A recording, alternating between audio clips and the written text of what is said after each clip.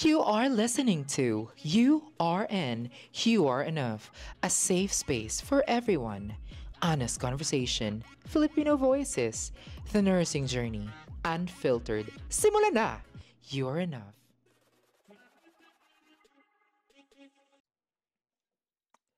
Jet. Bakit? Natatawa ko. Sabi ko kasi kanina before we begin, sabi ko gusto kong tawagan mo ako.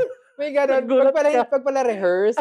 Nakakatawa. But anyway, kamusta ka naman, Ryan, since we last shoot, yun nga sa launching nung podcast. Kasi di ba sinabi natin nakarang podcast, we want authenticity. Sobrang nakakapagod pala to. Nakakapagod talaga siya pala. Pero, nakakatuwa yung support. Yung support. No? Tsaka yung naisip mo lang na you're creating something that is from useful. From scratch. Yeah. Ikaw, kumusta ka after nun? Wala. Ang lalim nung hinga. Gusto kong matulog. Kasi, alam mo naman yung mga ginagawa ko dito. Yung responsibility mo sa hospital, responsibility mo din as a son, and also yung responsibility mo sa school, and ito nga yung ating bagong family, yung growing family na URN family, di ba? Yun, siguro bigyan natin ng shoutout yung kaibigan natin na si Natalia. Thank you, Natalia, kasi yes, Natalia Parves. Yung location sa kanila to eh. Exactly. And I think soon they will meet our friend Natalia because she's part of our group. Technical. Yes. And let's alam mo, nahihilo talaga ako. Nahihilo talaga ako, Ryan, kasi alam mo yung pag-uusapan kasi natin. This is about, I think I wanna talk about yung our culture as Filipino nurses. Let's have a conversation about Yes. Let's have a conversation about that. Kasi napili nating title ay Embracing Identity. Correct. A Filipino Nurse Journey. Embracing identity. Gusto ko yung embracing identity. Very inclusive. Very. Embracing identity. Ganon. Sige. Sige, gumawa tayo ng guide question kasi we want to be parang targeted din talaga yung organized. Hindi yung basta-basta chismis ganun. Bigla kang lang mag-on ng camera, bahala na. Kahit gulo-gulo ng buhok mo. Pero, ayun. Yung una nating question how has being Filipino shaped your work as a nurse? Ulitin natin. How has being Filipino shaped your work as a nurse? Ikaw, Jet. How? Well, I think being a Filipino, it's not hard to be a Filipino, I think, but it's hard to be a Filipino nurse, yet it's rewarding. Kasi 'di ba, Filipino nurses are hard on themselves. That's just my opinion.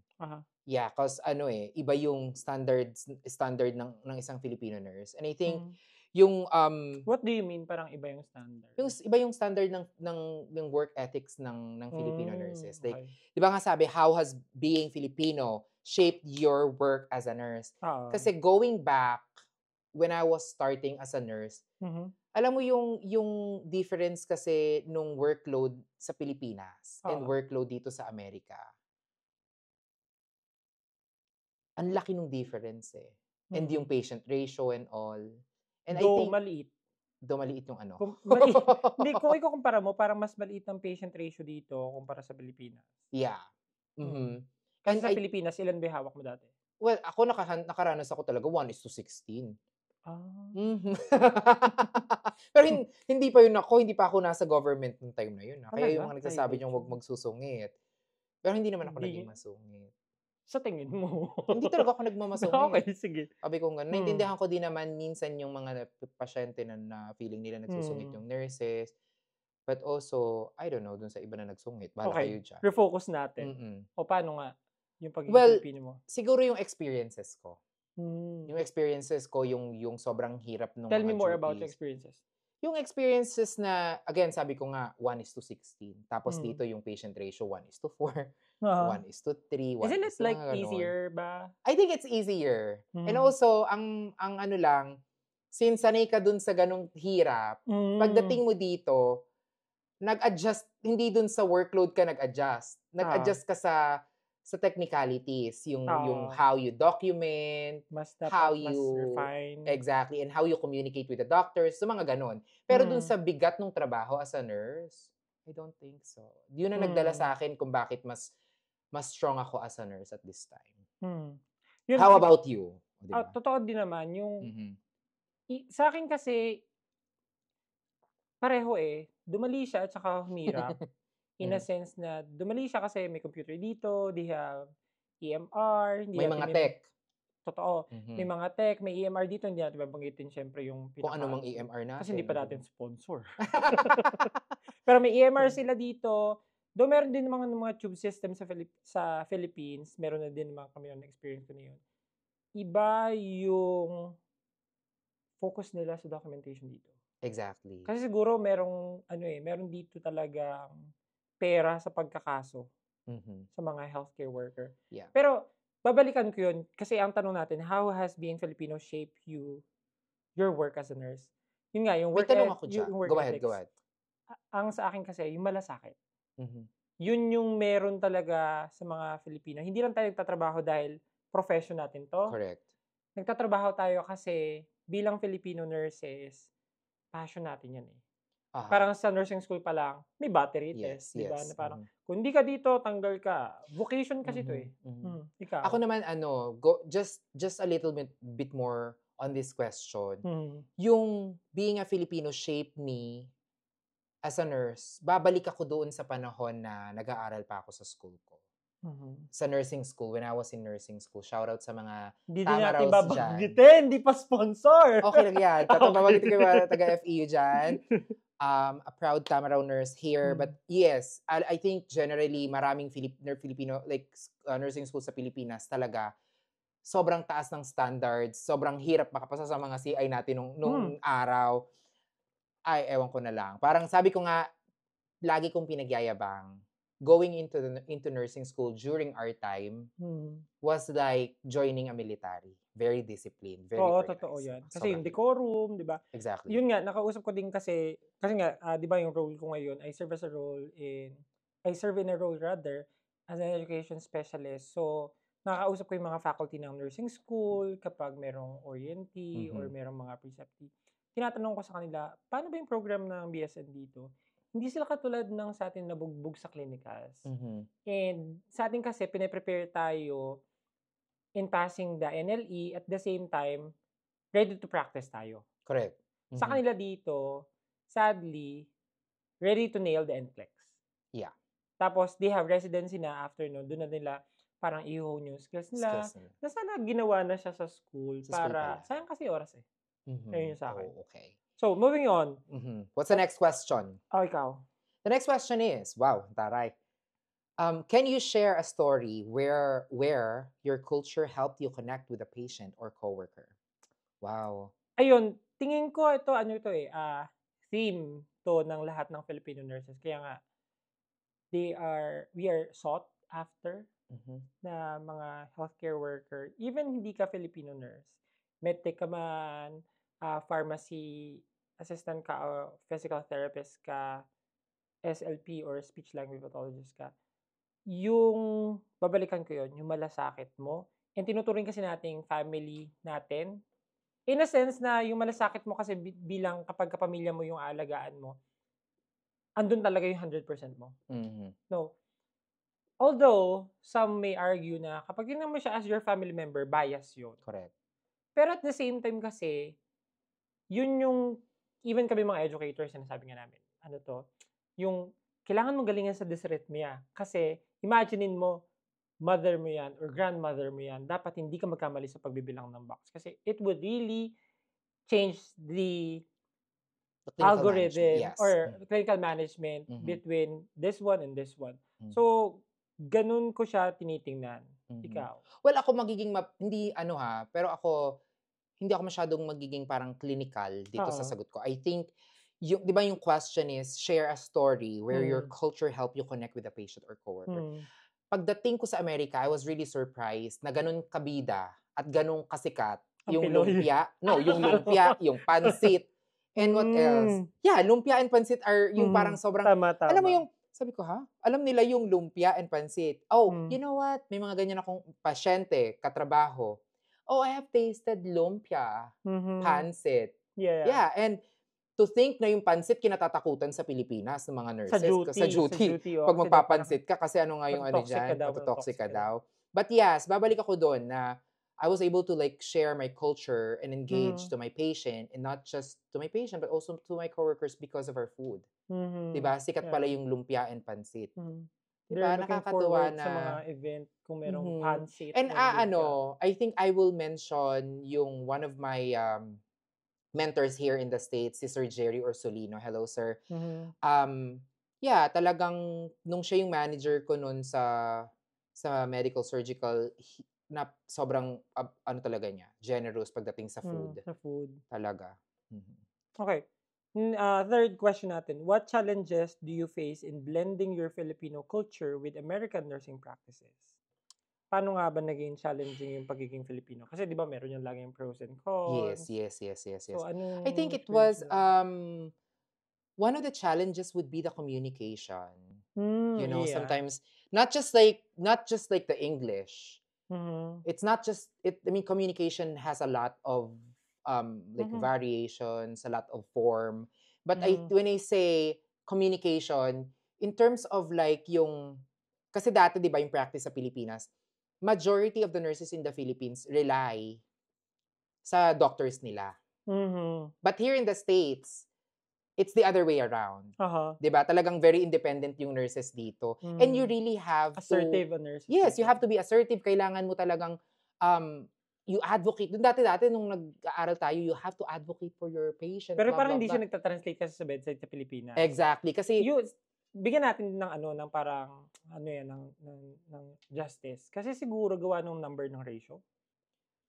And also, alam mo naman din, ako naniniwala, nung nandito na ako sa Amerika, malakas yung boses ng nurses. Pagdating sa, hey, I think my patient needs this. For example, needs furosemide. I think and surprisingly, yung mga doktor dito, yeah, they believe you. Because that's your clinical judgment and that's your clinical assessment.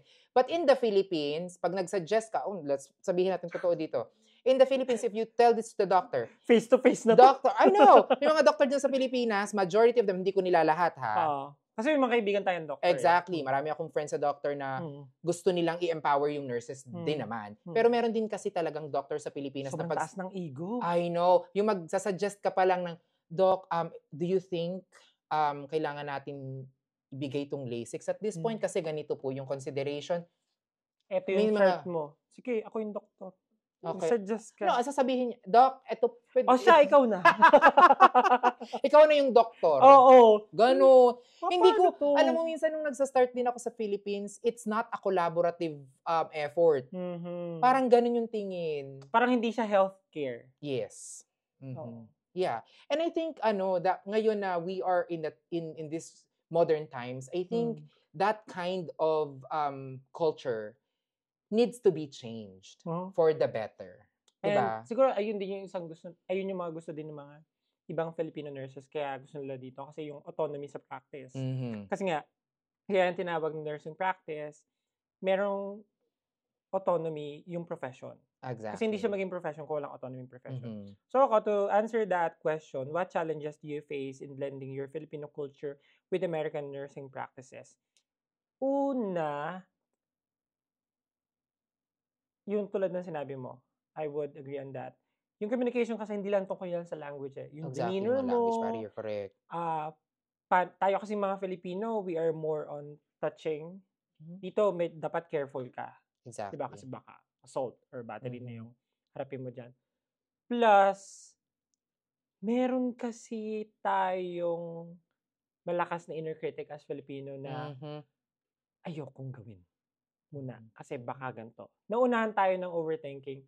Pero, ang na-realize ko noon, if hindi ko siya gagawin ngayon, kailan yung perfect timing? Diba? Kaya nga, habang meron akong mga hinahandle ngayon ng mga precept key, ang sinasabi ko sa kanila, do it afraid, do it when you're... Do it, Do it. Just do it. When you're afraid. When you're afraid. Okay. Do it when you're anxious. Do it when you're excited. Sabi ko nga, kung titingnan nyo lang on a level, medyo nerdy to ha.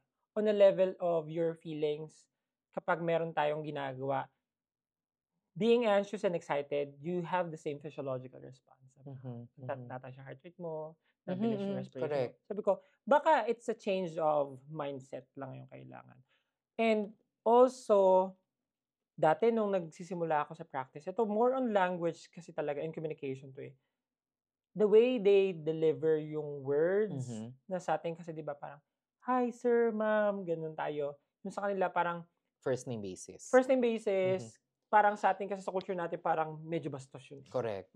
And also itadagdag ko diyan yung sa mga hi ma'am sir na yan very very quick lang.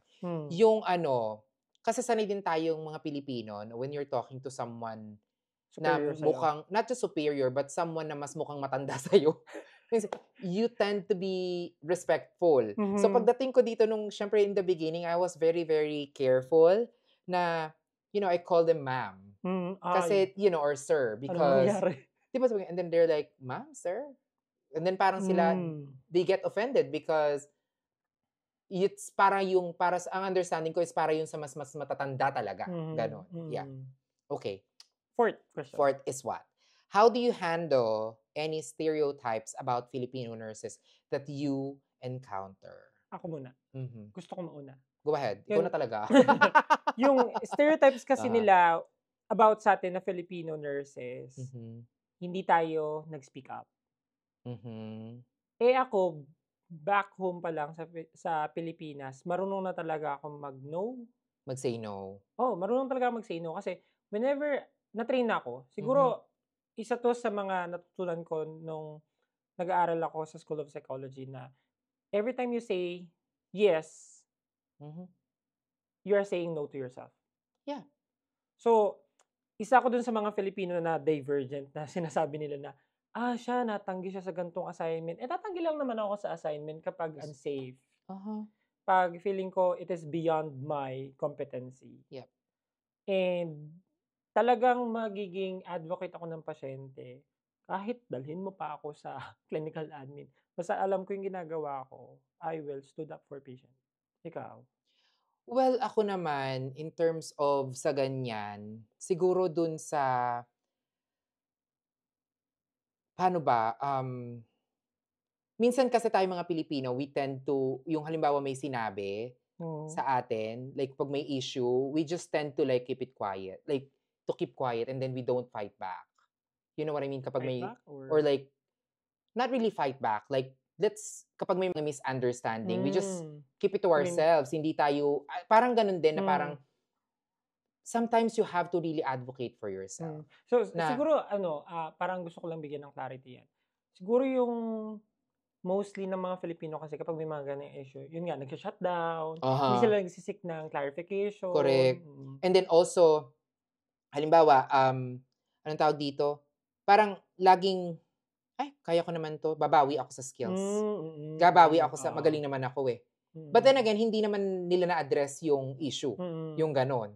Hindi natin na-address na, ito naman kasi dapat. Totoo. Ganon. Pero kasi, nung nagtatrabaho na tayo dito sa Amerika, dun ko na-realize how speaking up for yourself, how important how important speaking up for yourself is. Ganon. Siguro ako tinitingnan ko siya dun sa aspeto na yung culture natin kasi as a Filipino, starting from the family pa lang. Sa atin kasi kapag sumagot ka sa parents, mali na yun. Mali agad yun. Disrespectful na yun. Pero habang tumatanda kasi tayo, nagkakaroon ka kasi ng dunong, marunong ka dapat wisdom. Mga tuwiran, ng wisdom.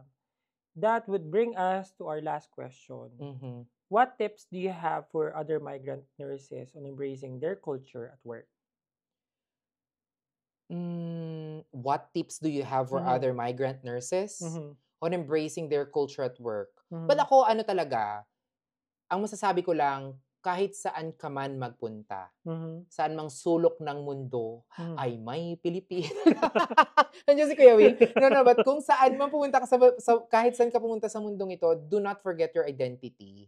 Kasi nga, di ba nga, Filipino nurses are known, we don't have to actually we don't have to prove ourselves. Kilala nila yung mga Pilipino. Diba? You are enough as a Filipino nurse. You know, as a Filipino nurse, you don't need to change yung kung sino ka as a Filipino. You just need to learn para mas maging effective ka and efficient nurse. Siguro, kung ako naman dyan, yung tips na mabibigay ko sa mga migrant nurses, lalo na yung mga bago, kasi tayo din naman, bago din tayo dito sa Amerika. Have a growth mindset. Importante kasi yon. And tulad ng sinabi mo, do not forget that you're a Filipino, ano yung roots mo, ano yung values kasi natin bilang Filipino. Yun yung tingin ko, yung isa sa mga magandang advantage natin. Parang leverage natin yun na meron tayong malasakit, meron tayong pakikisama. And good work ethics. Good work ethics. Pero kasi, at the same time din kasi, minsan nalulunod yung ibang Filipino. So, ang sa akin lang, keep yourself or keep your feet on the ground and always be grateful kung anong meron ka. Siguro, dadagdagan ko lang ha. Yung practical na tip. Kasi, alam mo yon, a lot of Filipinos, kapag nagpunta sa abroad, yung mindset ng mga kamag-anak, ito na yung breadwinner. Diba? Mali yun. So, yeah. Actually, to some extent, diba, na parang ganun na agad yung mindset mo. Ako, masasabi ko lang, yes, you can be the breadwinner of your family, but you have to remember, nandito ka sa ibang bansa, nag-iisa ka, unahin mo muna ang sarili mo. Kasi, sa Pilipinas, marami sila doon na magtutulungan. Sa Amerika, or sa ibang bansa, kung nag-iisa ka, diba? Totoo, imagine mo na lang kung gaano kalayo yung Amerika, yung biyahe ng, Maryland to to Virginia. Philippines. Ay, sorry. Maryland. No, correct. East Coast. Ilang oras ba usually inaabot ng biyahe mo? Ano nabanggit yung Virginia? Ewan ko sa'yo. Hindi ka, from Maryland, papuntang Pilipinas, gaano katagal ang biyahe mo? Well, kasi ganito yan. Let's just put a range on it kasi yung experience mo. It depends on the flight that you get. Sometimes you have like 26 to 31 hour flight. Diba? Ganun siya kalayo. Ang sa akin kasi dyan, parang yun, dagdagan ko din yan. Kailangan mong matutong mag-draw ng boundaries Exactly. Boundaries sa work, sa friends, even sa family. Kailangan may boundaries ka, may healthy boundaries ka. Kasi dyan magiging muddy yung relationship kapag wala kang boundaries.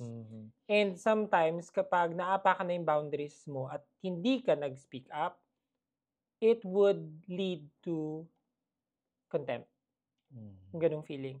And pangit kasi na may kinikim-kim ka na pala. Correct. No? Or sometimes, that will lead to pagka masyado mong naabuso or masyado ka rin naabuso ng family mo, hindi mo na minsan na nakikita na nagiguilt trip ka na pala ng family members. Pero maganda din topic na to. Siguro other episode. How to draw boundaries with exactly. your family members, work, and sa friends. What is your 30-second takeaway, Ryan? 30-second takeaway. Kailangan ko ng oras para pag-isipan to. So, syempre, ang topic nga natin, embracing identity, a Filipino nurse's journey. Sa akin, remember your values, be it sa profession or sa family. And it's okay to change kasi for the better naman. Learn to speak up. Pa rin. As you show up every day, learn to speak up. Sa una lang naman mahirap yun. Pero kapag ginawa mo na siya araw-araw, magiging proficient ka na din. Ikaw? Well, I think may 30 seconds. 30 minutes yun sa'yo lagi. Oo nga naman. Kasi kailangan ko talagang habaan sa dami ng gusto kong sabihin. Okay. But, excuse me. So, akin yung 30-second takeaway ko is that continue to embrace yourself as a Filipino, but do not be afraid of developing your professional, developing yourself, be it professional and, emotional. Parang level din. Yeah, yung parang whole definition kung ano mang pwede mong i-develop sa sarili mo. Kasi as Filipino nurses, we're known worldwide, and this does not stop doon sa pagpunta mo lang sa ibang bansa. Mm. So, again, continue to embrace yourself, to immerse din doon sa culture ng ibang bansa, and to learn their culture. Tama. 30 minutes talaga yun sa'yo. Yun lang. Okay. Ganun ba? That's it for today's episode. Yes. Again, this is Jet. This is Ryan. And this is URN. You are enough. See you next time. Like, share, and subscribe. Bye. My God. That's it for today's episode. You've been listening to URN. Keep growing, keep learning, and keep showing up. You are enough. Till next time.